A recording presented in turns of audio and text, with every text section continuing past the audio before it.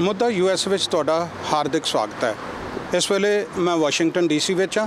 Washington DC ਜਿਹੜਾ ਇਸ ਵੇਲੇ ਬਹੁਤ ਸਾਰੀਆਂ ਗੱਲਾਂ ਦਾ ਕਰਕੇ ਦੁਨੀਆ ਭਰ ਦੇ ਵਿੱਚ ਚਰਚਾ ਵਿੱਚ ਹੈ। ਇੱਕ ਹੈ ਅਮਰੀਕਾ ਦੇ ਵਿੱਚ ਹੋ ਰਹੀਆਂ ਪ੍ਰੈਜ਼ੀਡੈਂਸ਼ੀਅਲ ਇਲੈਕਸ਼ਨ, ਅਮਰੀਕਾ ਦਾ ਇਸ ਵੇਲੇ ਚਾਈਨਾ ਦੇ ਨਾਲ ਚੱਲ ਰਿਹਾ ਵਿਵਾਦ, ਦੂਜਾ ਹੈ ਇੰਡੀਆ ਤੇ ਚਾਈਨਾ ਦਾ ਚੱਲ ਰਿਹਾ ਤਣਾਅ। ਅਮਰੀਕਾ ਭਾਰਤ ਦੀ ਕਿੰਨੀ ਕੁ ਮਦਦ ਕਰ ਪਾਏਗਾ?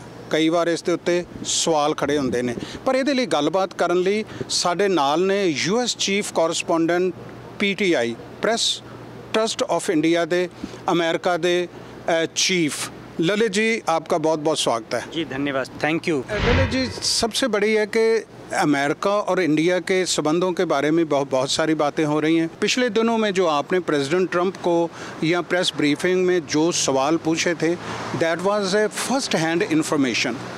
मैं आपको रिक्वेस्ट करूंगा कि हमारे दर्शकों को आप ये सारी चीज़ें बताएं। माय फर्स्ट क्वेश्चन इज़ कि आप कैसे देखते हैं इंडो यूएस रिलेशंस को एट दिस प्रेजेंट सिचुएशन? ये जो अभी जो कोरोना पैंडेमिक चल रहा है और उसके तहत जो विश्व में जो बदलाव आए हैं, उससे एक चीज़ जो बाहर पब्लिक हुई है कि ये एक सिविलाइजेशनल वॉर स्टार्ट हो गया है बिटवीन ऑटोक्रेसी एंड डेमोक्रेसी। जो चाइना एक वर्ल्ड को लीड कर रहा है वो ऑटोक्रेटिक कंट्री है, एक डिक्टेटरशिप है जहाँ पे कि कोई फ्रीडम ऑफ एक्सप्रेशन नहीं है, फ्रीडम ऑफ प्रेस नहीं है। और जो उसने जो कंट्रीज़ लाइक जो तिब्बत में एक्सपेरिमेंट्स किए पिछले 7 सालों के दौरान में, यूगर मुस्लिम्स के साथ जो एक्सपेरिमेंट्स की हैं, उनके साथ जो अत्याचार किया है, उनको जो टॉर्चर किया है, उनकी जो कल्चर है उनको बर्बाद किया है, ख़त्म किया है, उसी को उस एक्सपेरिमेंट को पूरे विश्व में लागू करना चाहते हैं। इसलिए वे पूरे विश्व में डेमोक्रेसी को ख़त्म करना चाहते हैं, ऑटोक्रेटिक रूल लाना चाहते हैं, उस तरह के लीडर्स को प्रमोट करना चाहते हैं। और उसमें सबसे तेज़ी से वो जो टेक्नोलॉजी है उसका भरपूर उपयोग कर रहे हैं। इस कारण से जितने भी फ्रीडम लविंग पीपल हैं वर्ल्ड के, जो विश्व में सबसे ज़्यादा वो ओल्डेस्ट डेमोक्रेसी है, मोस्ट पावरफुल डेमोक्रेसी है अमेरिका, और भारत विश्व की सबसे बड़ी डेमोक्रेसी है इंडिया। यहाँ के जो फ्रीडम लविंग पीपल हैं, लोकतंत्र में विश्वास करने वाले जो लोग हैं, इसलिए दोनों साथ आ रहे हैं पूरे विश्व को, मानवता को इस ऑटोक्रेटिक रूल से बचाने के लिए। जो प्रेसिडेंट ट्रंप का एक स्वभाव है कि वो बात पे कब बदल जाएंगे, डू यू थिंक कि ये जो प्रेजेंट सिचुएशन बनी हुई है, किन क्षेत्र में मजबूती होनी चाहिए जो आप समझते हैं? एक तो है कि जर्नली के, डिफेंस के, टेररिज्म के, ट्रेड के, आप क्या समझते हैं? क्योंकि आपको इंडिया की सिचुएशन जो ग्राउंड रियलिटी है उसका पता है। जी, आपने कहा कि प्रेसिडेंट ट्रंप पता नहीं किस बात पे कब बदल जाएं, राइट। बट भारत और भारतीय इंडियंस और इंडिया के का जो रिलेशनशिप उनके साथ रहा है उसमें एक ट्रैक रिकॉर्ड रहा है, कोई बदला नहीं है। उन्होंने, आपको ध्यान होगा कि अक्टूबर 2016 में इलेक्शंस होने से 3 वीक पहले उन्होंने न्यू जर्सी में एक रैली को एड्रेस किया था। He was the first presidential candidate to address the Indian American community before the elections. उससे पहले ना तो कभी किसने किया, बाद में होगा तो पता चलेगा, राइट। उसके बाद जो उनके जो ट्रैक रिकॉर्ड रहे, उन्होंने स्पीचेस दी हैं इंडिया के साथ, या उन्होंने हाउडी मोदी इवेंट में जब जाके एड्रेस किया रैली को, उस समय आप देखेंगे अगस्त 5 के बाद जब भारत की पार्लियामेंट ने कश्मीर की जो स्पेशल स्टेटस इसको हटाया था, एक विश्व में एक चाइना ने पाकिस्तान के माहौल बनाने की कोशिश की थी, एंटी इंडिया माहौल बनाने की कोशिश की थी। इवन यूएस में भी जो ह्यूमन राइट्स बॉडी हैं, कुछ ऑर्गेनाइजेशंस हैं, यूएस लॉ मेकर्स ने, सब ने, और डेमोक्रेटिक पार्टी सब ने कहा था कि प्रेसिडेंट ट्रंप को कहा था कि आप ना जाएँ, राइट, क्योंकि भारत कश्मीर में कुछ जो कर रहा है वो गलत कर रहा है, राइट। इस सब को नज़रअंदाज करते हुए प्रेसिडेंट ट्रंप ने एक इतना सा उत्साह दिखा, he showed a strong leadership, कि वो गए हाउडी मोदी इवेंट में एड्रेस किया। उसके बाद वो अहमदाबाद गए, तो उनका एक ट्रैक रिकॉर्ड रहा है, अनडिनाइबल ट्रैक रिकॉर्ड रहा है, which shows his love and affection not only for people of India, Indian Americans, and is also his strong dedication for India US relationship. जो प्रेजेंट सिचुएशन आ रही है, जिस तरह से लोग न्यूयॉर्क में, डीसी में और जगह पे चाइना के ख़िलाफ़ प्रोटेस्ट कर रहे हैं, क्या हमें प्रोटेस्ट के ऊपर ज़्यादा बल देना चाहिए, या जो अपॉर्चुनिटीज़ आ रही हैं डिफरेंट स्टेट्स में, अगर चाइना से ट्रेड जो है वो बाहर निकलता है, तो क्या ये मौका जो इंडियन स्टेट्स हैं या इंडियन गवर्नमेंट है वो कैसे फ़ायदा उठाएं? तो उसको आप कैसे देखते हैं कि जो वहाँ के लोग हैं उनको क्या करना चाहिए, और जो हमारा इंडियन अमेरिकन या इंडियन डायस्पोरा है वो इसमें क्या रोल प्ले करे? इसको आपकी क्वेश्चन को मैं 2 पार्ट में डिस्ट्रीब्यूट करता हूँ। पहला प्रोटेस्ट पे लेते हैं। So we are fortunate enough to be born and living in a country जहाँ पे फ्रीडम ऑफ एक्सप्रेशन है, राइट, फ्रीडम ऑफ प्रेस है। तो इंडिया में भी लोग फॉर्चुनेट हैं कि वहाँ पे उनको जब भी जो लगता है कि सरकार के खिलाफ या विश्व में किसी भी कंट्री के खिलाफ उनकी एजिटेशंस हैं, एग्री नहीं करते, सड़कों पे निकल आते हैं, प्रोटेस्ट करते हैं। सेम है यूएस में भी यही है, क्योंकि यहाँ की एक इकोसिस्टम बना हुआ है जो डेमोक्रेसी की इकोसिस्टम है, ह्यूमन राइट्स की इकोसिस्टम है। मैं कहता हूँ कि अगर चाइना भी इस इकोसिस्टम को जिस दिन भी छोड़ देगा उस दिन आप देखेंगे इंडिया अमेरिका से 10 गुना 1000 गुना ज़्यादा प्रोटेस्ट होगी। क्या पता उस सरकार को ही तो ओवरथ्रो कर दिया जाएगा, क्योंकि पुलिस और आर्मी के बल पे उन्होंने लोगों की मन की भावनाओं को दबा के रखा है। तो वो प्रोटेस्ट पे हो गया।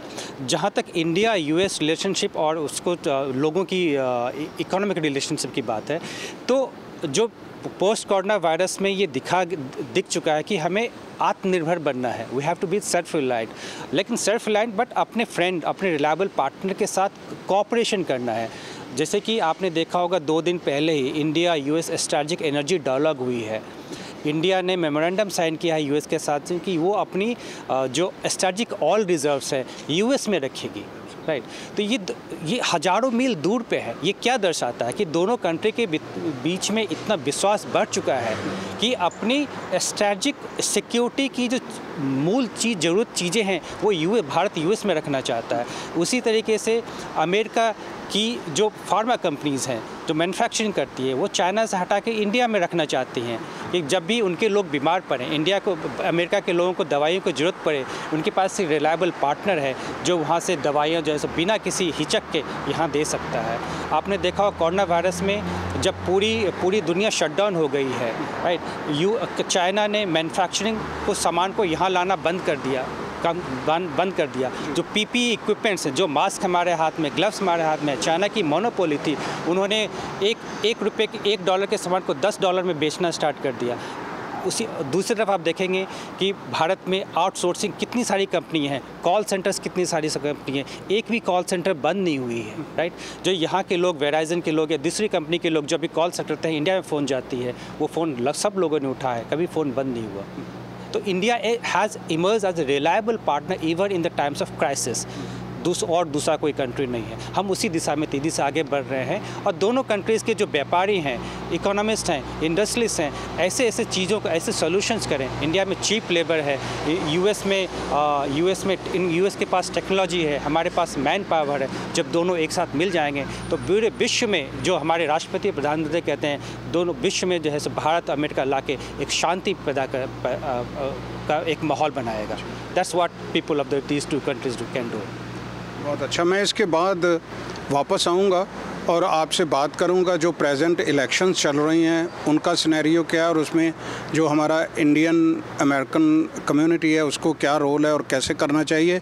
मैं अपने दर्शकों ਨੂੰ ਫਿਰ ਦੱਸ ਦਿਆਂ ਕਿ ਇਸ ਵੇਲੇ ਜਦੋਂ ਅਸੀਂ ਇੱਥੇ ਗੱਲ ਕਰ ਰਹੇ ਹਾਂ ਤੇ ਹੁਣ ਹੀ इंडिया ਤੇ अमेरिका ਦੇ ਵਿੱਚ ਜਿਹੜਾ ਆਪਸੀ ਵਿਸ਼ਵਾਸ ਹੈ ਉਹ ਇੰਨਾ ਬਹਾਲ ਹੋ ਚੁੱਕਾ ਹੈ ਕਿ ਆਇਲ ਜਾਂ ਕਰੂਡ ਆਇਲ ਸਟਾਕ ਕਰਨ ਲਈ ਉਹਦੀ ਸਟਾਕ ਪਾਈਲਿੰਗ ਲਈ ਇੰਡੀਆ ਤੇ ਅਮਰੀਕਾ ਨੇ ਇੱਕ MOU ਸਾਈਨ ਕੀਤਾ ਹੈ। ਸਿਰਫ ਇਹ ਹੀ ਨਹੀਂ ਬਲਕਿ ਫਾਰਮਾਸਿਊਟੀਕਲ ਕੰਪਨੀਆਂ ਦੇ ਵਿੱਚ ਜਾਂ ਹੈਲਥ ਸੈਕਟਰ ਦੇ ਵਿੱਚ ਜਿਹੜੀ ਰਿਸਰਚ ਹੋ ਰਹੀ ਆ ਉਹਦੇ ਵਿੱਚ ਅਮਰੀਕਾ ਤੇ ਇੰਡੀਆ ਦੇ ਸਾਂਝੇ ਕਈ ਸਾਰੇ ਪ੍ਰੋਜੈਕਟ ਚੱਲ ਰਹੇ ਨੇ ਔਰ ਡਿਫੈਂਸ ਦੇ ਖੇਤਰ ਦੇ ਵਿੱਚ ਵੀ ਜਿਹੜੇ ਸਾਡੇ ਦਰਸ਼ਕਾਂ ਨੇ ਦੇਖਿਆ ਹੈ ਕਿ ਸਾਊਥ ਚਾਈਨਾ ਸੀ ਦੇ ਵਿੱਚ ਅਮਰੀਕਾ ਦੇ ਆਪਣੇ 2 ਨਿਊਕਲੀਅਰ एयरक्राफ्ट कैरियर इस वेले उत्थे ने, जदों कि हुण भारत ने भी उत्थे अपने जंगी बेड़े भेज के अभ्यास शुरू किए हैं। आउंदे दिनां दे विच ये पक्की गल है कि इंडो US रिलेशन होर मजबूत होणगे बशर्ते कि साडा जिहड़ा अमेरिका दे विच वसदा इंडियन भाईचारा है वो अपने घरां तो बाहर निकले ते इत्थे दे जिहड़े इशू ने उन्हां दे विच होर वध दिलचस्पी दिखाए। गल्लां करांगे कि भारती भाईचारा इस वेले इलैक्शनस दे विच जिहड़ियां प्रेजिडेंशियल इलैक्शन ने उन्हां दे विच की रोल निभा सकदा है ते की रोल निभा रहा है। ये भी दसांगे कि हुण लेटली कुछ अपॉइंटमेंट्स भारती अमेरिकन भाईचारे दे विचों प्रेजिडेंट ट्रंप ने कीतियां ने, की इन्हां दा असर होवेगा इहदे बारे गल करदे हां पर इस छोटी जी ब्रेक तो बाद।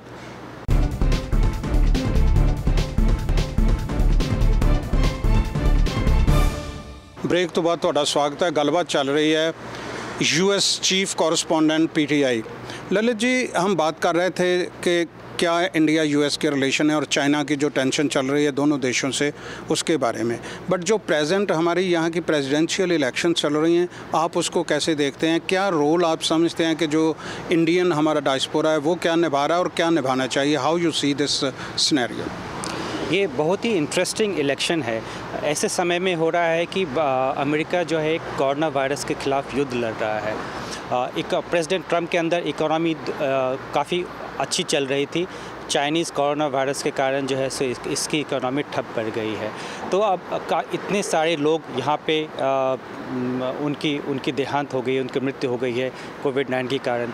लाखों की संख्या में लोग बीमार पड़े हैं। पूरी की पूरी इकोनॉमी ऑलमोस्ट ठप पड़ गई है। तो उस समय देखना होगा कि इस इलेक्शन के ऊपर में क्या फ़र्क पड़ता है। बट सबसे जो बड़ी अच्छी चीज़ है कि इतनी बड़ी क्राइसिस के बाद, जो 100 सालों में इससे बड़ी क्राइसिस कभी नहीं आई थी यूएस के ऊपर में, उसके बावजूद भी यहाँ की डेमोक्रेसी में इतनी मैच्योरिटी है इतना कि लोग जो इलेक्शन प्रोसेस है उसमें कोई चेंज नहीं हुआ है। जिस तरह से लोग कैंपेनिंग करते हैं उसमें चेंजेस हुए हैं। लोग मास्क पहन के कर रहे हैं। लोगों के उत्साह में चेंज हुए। लोग वोट देने जा रहे हैं, लोग वोट देंगे। जो प्राइमरी का जो सिलेक्शन प्रोसेस है वो चल रहा है। कैंडिडेट सेलेक्ट हो रहे हैं। जो कन्वेंशन होंगे उसकी अपनी तैयारियाँ चल रही हैं। नवंबर 3 को इलेक्शन होगा। जो भी उसमें जो जीतेंगे वो 20 जनवरी को अगले साल दोबारा राष्ट्रपति या तो नए राष्ट्रपति बनेंगे या प्रेसिडेंट ट्रम्प दोबारा इलेक्ट होकर आएंगे। तो प्रोसेस चल रहा है। ये इस बात को दर्शाता है कि विश्व में कुछ भी हो जाए, यूएस की डेमोक्रेसी इतनी मैच्योर है कि अपने टाइम लाइन पे कभी चलती ही रहेगी, कभी गलत नहीं होगी। मैं एक चीज़ और देख रहा हूँ कि आपने भी इस सारी हिस्ट्री को देखा है कि सबसे पहले जो एशियन कांग्रेसमैन थे वो दलीप सिंह सौंद थे। आप देखते हैं कि हमारे इंडियन कांग्रेसमैन तो आए हैं बट सिखों में नहीं आया। इन टोटलिटी आप कौन सी कम्युनिटी देखते हैं जो लेस एक्टिव है आपको? अभी हम बात तो करते हैं कि सिखों की, हिंदुओं की, चाहे पंजाब में हो चाहे इंडिया में हो, कि आरएसएस वहाँ सिखों की पॉलिटिक्स में दखलंदाजी कर रही है। तो एक जर्नलिस्ट को ये सवाल कर रहा है कि हाउ यू सी दिस, कि यहाँ तो कोई पॉलिटिक्स किसी ने सिखों को रोका नहीं है। अगर दलीप सिंह सौंद के बाद कोई सिख नहीं आया तो क्यों, व्हाट हैपन? हालांकि ये सवाल का जवाब आपके पास शायद ना हो, बट आप इसको ऑब्ज़र्व कैसे करते हैं? अभी लेटली जो है 70 के करीब जो हिंदू कम्युनिटी के लोग हैं ट्रम्प एडमिनिस्ट्रेशन में जा चुके हैं। Not a single one from the Sikh community. So आप कैसे देखते हैं कि ये कोई पॉलिटिकल जहाँ बीजेपी की सरकार है उस वजह से ये नॉमिनेशन जो ट्रम्प एडमिनिस्ट्रेशन में हो रही हैं, या इंडियन कम्युनिटी एक्टिव है, या और एक्टिव कैसे होनी चाहिए? जी, इसमें कोई मेरा इन डेप्थ स्टडी तो नहीं है, बट मेरी जो जनरल ऑब्जर्वेशन है कि जो सिख कम्युनिटी है यूएस में, जो सिख अमेरिकन्स हैं, सोशली और पॉलिटिकली काफ़ी एक्टिव है। They are the worst victims of जो यूएस में जो हैट्रेड है, रेसिज्म है, उसके सबसे ज़्यादा वर्स्ट विक्टिम्स रहे हैं। बट फॉर वन रीज़न और द अदर्स, हालांकि दलीप सिंह सौंद जी जो पहले सिख थे उस समय और एशिया में कोई भी लॉ मेकर्स नहीं बने थे, वो उन्होंने एक लीड दिखाया था, आगे का रास्ता बनाया था। बट उसके बाद सिख कम्युनिटी से अभी तक लोग उतने ज़्यादा पॉलिटिकली एक्टिव उस चीज़ को बेनिफिट नहीं ले पाए। हालांकि निकी हेली भी, मैं उनको भी सिख ही मानता हूँ। और अभी मैंने कल ही एक स्टोरी किया है कि टेनेसी से एक जो लीडिंग सेनेट की कैंडिडेट हैं वो भी पंजाब से ही हैं। तो काफ़ी सारे लोग आ रहे हैं, बट अभी तक कोई इलेक्टेड पोजीशंस में नहीं आया है। हो सकता है समय लगेगा। They need to galvanise themselves, they need to come out in the public, to जो मेन स्ट्रीम कम्युनिटी है उसके साथ और ज़्यादा एक्टिव होने की ज़रूरत है। They have to intermingle in themselves to be part of the American social political milieu. I think they need to have a little bit different mental setup to be part of the political setup to contest elections. हालांकि इसके जितना vibrant जितना community है, Sikh American जितनी vibrant community है, शायद ही और दूसरी एथनिक कम्युनिटी होगी. आप जितने भी गुरुद्वारे में चले जाएं, कितने सारे रिलीजियस इंस्टीट्यूशंस आपको यूएस में मिलेंगे जो हर वीकेंड लोगों को लंगर कराता है, राइट. कितने आप कोई भी यूएस में या वर्ल्ड में कहीं पे भी कोई हादसा होता है तो राहत पहुंचाने वाला सबसे पहला काम जो होता है वो सिख ही होता है, राइट. तो we are proud of it. As a Indian we are proud of the achievements the six Americans here. Last आप जो सर्वे आ रहे हैं उनमें लेटेस्ट वाशिंगटन पोस्ट का बाकी सर्वे आ रहे हैं जिनमें 2 डिजिट में ट्रंप जो हैं वो पीछे जा रहे हैं. So how you see these surveys and जो प्रेजेंट सिनेरियो उसमें दोनों पार्टियों में जो बाइडेन और प्रेसिडेंट ट्रंप को कैसे देख रहे हैं ये इस इलेक्शन दौर को? जी, जो सर्वेज आ रहे हैं दे reflect the mood off the people on that particular day, right. अगर आप प्रेसिडेंट ट्रंप की हिस्ट्री देखेंगे ओपिनियन पोल्स के बारे में, तो हालांकि ओपिनियन पोल यूएस में हमेशा सही रही हैं, बट राष्ट्रपति ट्रंप एक ऐसे शख्स हैं जिसके बारे में यूएस की ओपिनियन पोल कभी सही नहीं रही है. जी, ਅਸੀਂ ਆਪਣੇ ਦਰਸ਼ਕਾਂ ਨੂੰ ਮੁੜ ਦੱਸ ਦਈਏ ਕਿ ਇਸ ਵੇਲੇ ਪ੍ਰੈਜ਼ੀਡੈਂਟ ਟਰੰਪ ਦੇ ਜਿਹੜੇ ਵੀ ਸਰਵੇ ਆ ਰਹੇ ਨੇ ਉਹ ਉਹਨਾਂ ਦੇ ਖਿਲਾਫ ਜਾ ਰਹੇ ਨੇ. ਆਪਣੀਆਂ ਪਿਛਲੀ ਰਿਪੋਰਟਾਂ ਦੇ ਵਿੱਚ ਵੀ ਅਸੀਂ ਇਹ ਦੱਸਿਆ ਸੀਗਾ, ਜਿਨ੍ਹਾਂ ਦੇ ਵਿੱਚ ਅਸੀਂ ਹਵਾਲਾ ਦਿੱਤਾ ਸੀਗਾ ਕਿ ਪ੍ਰੈਜ਼ੀਡੈਂਟ ਟਰੰਪ ਦੇ ਹਮਾਇਤੀ ਇਹ ਕਹਿੰਦੇ ਨੇ ਕਿ ਇਹ ਸਰਵੇ 2016 ਦੇ ਵਿੱਚ ਵੀ ਉਹਨਾਂ ਦੇ ਖਿਲਾਫ ਸੀ. ਜਿਵੇਂ ਲਲਿਤ ਜੀ ਨੇ ਕਿਹਾ ਕਿ ਸਰਵੇ ਪ੍ਰੈਜ਼ੀਡੈਂਟ ਟਰੰਪ ਦੇ ਬਾਰੇ ਵਿੱਚ ਸਹੀ ਸਾਬਤ ਨਹੀਂ ਹੋਏ, ਪਰ ਇਸ ਵੇਲੇ 2 ਡਿਜਿਟ 12 ਤੋਂ ਲੈ ਕੇ 15% ਦੇ ਨਾਲ ਪ੍ਰੈਜ਼ੀਡੈਂਟ ਟਰੰਪ ਪਿੱਛੇ ਚੱਲ ਰਹੇ ਨੇ. ਇੰਡੀਅਨ ਕਮਿਊਨਿਟੀ, ਸਿੱਖ ਕਮਿਊਨਿਟੀ ਆਪਣੀ ਹਾਜ਼ਰੀ ਲਵਾਉਣ ਲਈ, ਆਪਣੀ ਪ੍ਰੈਜ਼ੈਂਸ ਦੱਸਣ ਲਈ ਕਿੰਨਾ ਹੋਰ ਐਕਟਿਵ ਹੁੰਦੀ ਆ. ਅਜੇ ਕਾਫੀ ਸਮਾਂ ਇਲੈਕਸ਼ਨਸ ਦੇ ਵਿੱਚ ਬਾਕੀ ਆ. ਜਿਵੇਂ ਲਲਿਤ ਜੀ ਨੇ ਦੱਸਿਆ ਹੈ ਕਿ ਸਿੱਖਾਂ ਨੇ ਸੇਵਾ ਦੇ ਵਿੱਚ ਵੱਡਾ ਨਾਂ ਕਮਾਇਆ ਹੈ. ਦੂਜੇ ਪਾਸੇ ਸਫ਼ਰ ਵੀ ਸਿੱਖਾਂ ਨੇ ਕਾਫੀ ਕੀਤਾ ਹੈ ਆਪਣੀ ਆਇਡੈਂਟੀਟੀ ਦਾ ਕਰਕੇ, ਪਰ ਇਹ ਸਮਾਂ ਹੈ ਜਿਹਦੇ ਵਿੱਚ ਅਸੀਂ ਇਹਨਾਂ ਇਲੈਕਸ਼ਨਾਂ ਦੇ ਵਿੱਚ ਆਪਣੀ ਹੋਰ ਵੱਡੀ ਭੂਮਿਕਾ ਨਿਭਾ ਕੇ ਇੱਥੋਂ ਦੇ ਮੇਨ ਸਟ੍ਰੀਮ ਦਾ ਪਾਰਟ ਬਣ ਕੇ ਉਸ ਹਿਸਟਰੀ ਨੂੰ ਰਿਪੀਟ ਕਰ ਸਕਦੇ ਹਾਂ ਜੋ ਹਿਸਟਰੀ ਦਲੀਪ ਸਿੰਘ ਸਹੁੰ ਦੌਰਾਨੇ ਸਿਰਜੀ ਸੀ. ਪਰ ਬਦਕਿਸਮਤੀ ਸਿੱਖਾਂ ਦੀ ਇਹ ਹੈ ਕਿ ਇਸ ਵੇਲੇ ਨਾ ਗਰਮ ਖਿਆਲੀਆਂ ਦੇ ਵਿੱਚ ਹੀ ਕੋਈ ਅਜਿਹੀ ਲੀਡਰਸ਼ਿਪ ਹੈ ਜਿਹੜੀ ਇੱਕ ਵਿਅਕਤੀ ਦੇ ਰੂਪ ਵਿੱਚ ਸਾਹਮਣੇ ਆਵੇ, ਨਾ ਮੋਡਰੇਟ ਸਿੱਖਾਂ ਦੇ ਵਿੱਚ ਹੈ. ਕੀ ਇਹ ਸੰਭਵ ਹੋ ਪਾਏਗਾ ਕਿ ਦੋਨੋਂ ਧਿਰਾਂ ਮਿਲ ਕੇ ਕੋਈ ਅਜਿਹੀ ਲੀਡਰਸ਼ਿਪ ਇਮਰਜ ਕਰਨ ਤੇ ਆਪਣੀ ਵਿਚਾਰਧਾਰਾ ਦੇ ਉੱਤੇ ਆਪਣੇ ਢੰਗ ਨਾਲ ਚੱਲਣ, ਪਰ ਅਮਰੀਕਾ ਦੇ ਵਿੱਚ ਆਪਣੀ ਪਹਿਚਾਣ ਬਣਾ ਸਕਣ? ਔਰ ਜਿਵੇਂ ਸਾਡੇ ਅੱਜ ਦੇ ਇਸ ਪ੍ਰੋਗਰਾਮ ਦੇ ਵਿੱਚ ਅਸੀਂ ਗੱਲ ਕੀਤੀ ਆ ਕਿ ਅਮਰੀਕਾ ਤੇ ਇੰਡੀਆ ਦੇ ਜਿਹੜੇ ਇਸ ਵੇਲੇ ਸੰਬੰਧ ਨੇ ਉਹਨਾਂ ਦੇ ਵਿੱਚ ਬੜੇ ਮੌਕੇ ਨੇ ਟ੍ਰੇਡ ਦੇ ਖੇਤਰ ਵਿੱਚ, ਬਾਕੀ ਖੇਤਰਾਂ ਦੇ ਵਿੱਚ ਗਰੋਥ ਦੇ, ਉਹਨਾਂ ਤੋਂ ਸਾਡਾ ਯੂਥ ਵੀ ਫਾਇਦਾ ਉਠਾਵੇ, ਪੰਜਾਬ ਤੇ ਬਾਕੀ ਸਟੇਟਾਂ ਦੇ ਵਿੱਚ ਸਾਡਾ ਭਾਈਚਾਰਾ ਜਿਹੜਾ ਬੈਠਾ ਹੈ ਉਹ ਵੀ ਫਾਇदा उठावे. मैं लास्ट वर्ड बोलना चाहूँगा, सिख कम्युनिटी की जो पॉलिटिकल एक्टिविटीज़ हैं यूएस में, ज़्यादा दूर जाने की ज़रूरत नहीं है. नायगर फॉल के पार चले जाएं, देख लें सिख कम्युनिटी वहाँ पे कितना इंप्रेसिव काम कर रही है पॉलिटिकली.